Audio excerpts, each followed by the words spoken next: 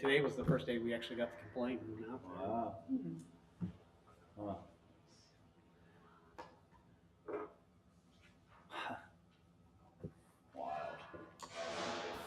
Okay, all right. I'd like to call this meeting of the Planning and Zoning Commission to order. Mr. Howland, would you call roll? Yep. Mayor Carty? Here. Mr. Price? Here. Mr. McCullough? Here. Mr. Swain? Here. Ms. McCoy? Here. And is there a motion to approve the Planning and Zoning Commission meeting minutes from September 17th, 2025? I'll make a motion. Is there a second? Second. Ms. McCoy? Yes. Mr. Swain? Yes. Mr. McCullough? Yes. Mr. Price? Abstain. Mayor Carty? Yes. Minutes are approved. Moving into our communication portion, Planning and Zoning update from Mr. Hutchinson. Welcome back, everybody. Short agenda tonight, so I'll make this short. We will have some plats next. I see a plat, and I think there'll be a plat and one other code change coming through next month. So we definitely will have a November meeting. So we'll keep everybody up to date when we get that stuff. Comp plan is still underway. We're over the hump, so we're halfway through. We have another public community event. I believe it's going to be scheduled for December, and you'll see some more media blitz coming out for some surveys and stuff coming up to engage them with that. So at some point early year, we'll have that comp plan coming through us. So I encourage you, once we get those public settings set, those hearings and stuff, you guys are more than welcome to be there. I encourage you to be there, be part of those discussions. And then eventually it'll come through this board here. So that's all I got tonight. All right, thank you, Mr. Hutchinson. Any BZA update from Ms. McCoy? We did not have any applicants last month, but I believe that we have something scheduled for November 12th. Yeah, that's just going to be a variance, an area variance, actually, from the village of Plain City. Thank you for that update. And council update, we had our meeting, bi-monthly meeting Monday night, and swore in our newest police officer, Officer Bailey Boku. She completed the academy and graduated on Friday and was sworn in, and so she's been out and around the community the last couple days, so excited to have her on board. We also had the second reading for the acceptance of Renco Monday night as well, so that is officially not into the village. You'll have to come in for annexation. Mr. Hutchinson, do we have any idea when that might be? Everything's being prepared now, so Okay. they're going. Yeah, we've got to get all the surveys and everything done. And then we're just preparing our budget for to go through. We're going through budget season and finishing up for approval towards the end of the year, and can't believe it's going to be 2026 here soon.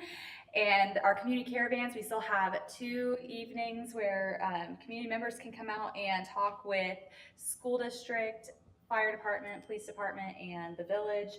Coming up October 20th is at Darby Fields, and the 27th is at Pastime Park. So just want to keep encouraging people to come out and have conversations.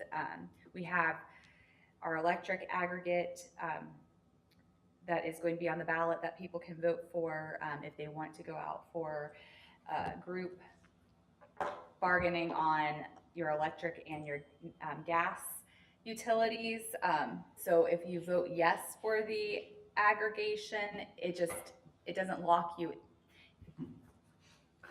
You are into the program if it is voted through, but then you can always opt out if you choose not to. But it should be a lower utility bill by being able to go through the group process.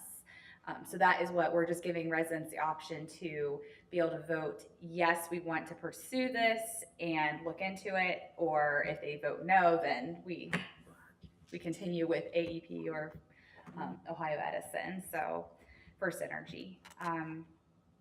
And then we have our stormwater utility that we have coming up that council voted to help give all the new development will help to go towards infrastructure for the existing portions of Plain City that need help with their stormwater.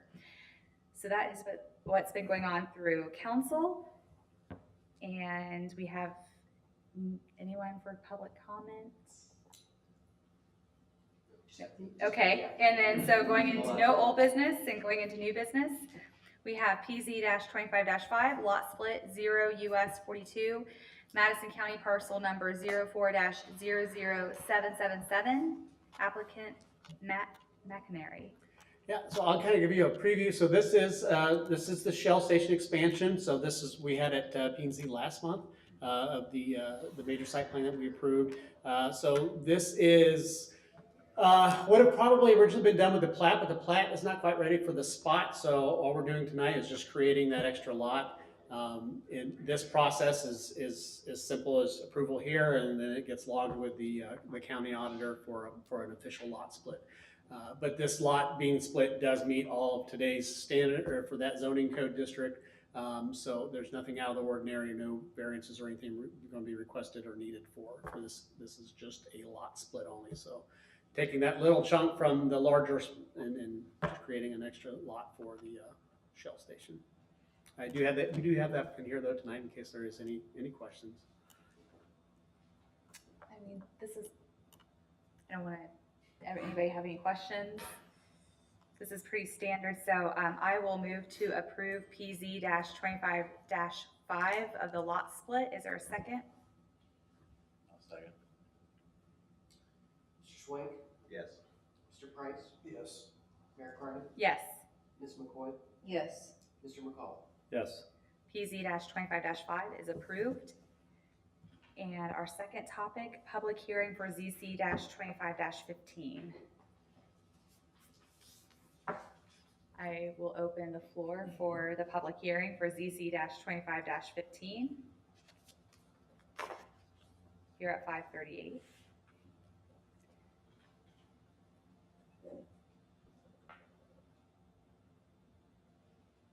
And I will now close the public hearing for ZC-25-15. And we have ZC-25-15 zoning code amendment, addition of chapter 1177 architectural design standards for commercial or multifamily development to part 11 of the planning and zoning code. All right, so what we have for you tonight is something that been in the works for a little while now. We've had, I've been working with council as well on getting these, so they are aware and have kind of seen this first draft. I got some comments from them on a couple council meetings ago, so those were included in this as well. So this is architectural design standards for commercial and multifamily development.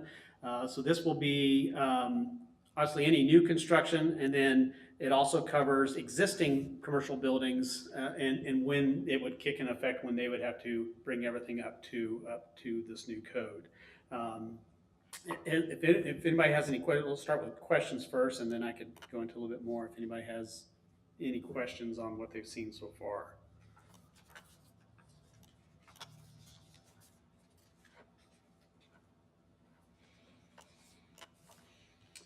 So basically this is, we've got a lot of commercial coming, obviously. We've got multiple, I think right now we have over 600 acres total commercial in development. That includes the large park up north that we annexed in last year.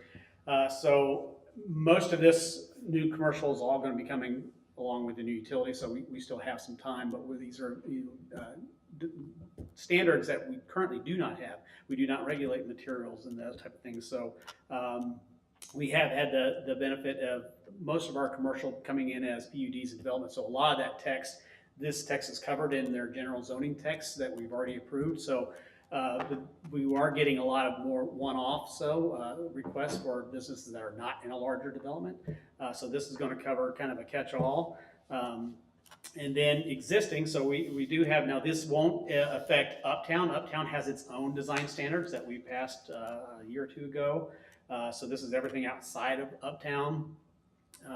So existing, you can see on here, I can get a little more detail here. Existing businesses, so there's going to be a minimum threshold. So if they exceed 40%, let's say they're going to redo their facade, Once they hit that 40%, then they have to bring the whole entire the structure up to this code or this standard. If they do an addition, that addition automatically has to be in today's code or in this code. But there's also a couple other ones that, if they do major interior renovations, does not, but if that interior renovation affects the exterior of the building, then it would fall into that category. This is just something to, fortunately, there's not a whole lot that this would, but we do have some, some areas that are a little bit older than others and a little run down. So this is just to help bring everything up to today's code. Our corridors are our most important visually in and out through this town. So, those, we originally looked at making those standards higher on the corridors. After a lot of conversations and considerations, just we're going to treat everyone the same. The only thing that the main corridors, if they have two side structures, which is covered in this, the back is also treated as the front too. So they'll have, the two front facing buildings. So the standards will be held to the same on both of those. This is pretty standard, becoming more standard in other communities, so it's nothing that we're not reinventing the wheel here. These discussions, though, in this code, we will see probably here in the future something similar, though, to residential as well. But this is just for commercial and multifamily structures. Any questions or comments? The existing structures that would not meet this code now, did you clarify, like, how does that look like going forward for them? Do you have to implement this if they don't do any renovation? No. If nothing's done to the business, obviously, ultimately, at some point, there's going to be some type of maintenance and something happen. You will find, though, it will, in other communities I've been in where these things were implemented, as things get older and as new structures and new developments are coming in, it kind of just naturally happens. I mean, some of your older aging businesses or commercial structures, they're going to want to fit in more, so it's just going to naturally kind of happen itself. But we're hoping also to, I mean, a part of this, we want to, we know not everybody, there's going to be some instances that they may want to improve their business, they just maybe financially can't. So we're going to be looking more into different type of community grants, things that may be able to help existing businesses that may want to comply with today's code that maybe might not be able to right away. So we're always looking for tools and different types of means to help. So those things will follow as well.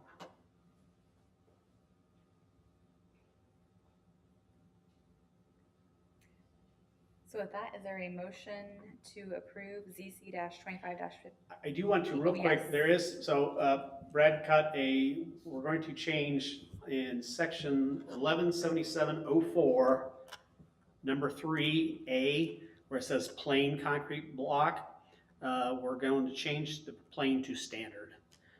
So approval with that change. So and more of a grammaral kind of change, but Standard concrete block. yeah, instead Okay. of plain, we're going to change it to standard. I can make a motion to approve ZB 25-15 Second. With the with the change. 3A. Mr. Price? Yes. Mayor Carden? Yes. Ms. McCoy? Yes. Mr. McCullough? Yes. Mr. Schwank? Yes. ZC-25-15 is approved with the changes to 3A. And with that, we have no discussion items, and so I will motion to adjourn the meeting. Is there a second? Second. All those in favor say aye. Aye. All those opposed say nay. Meeting is adjourned.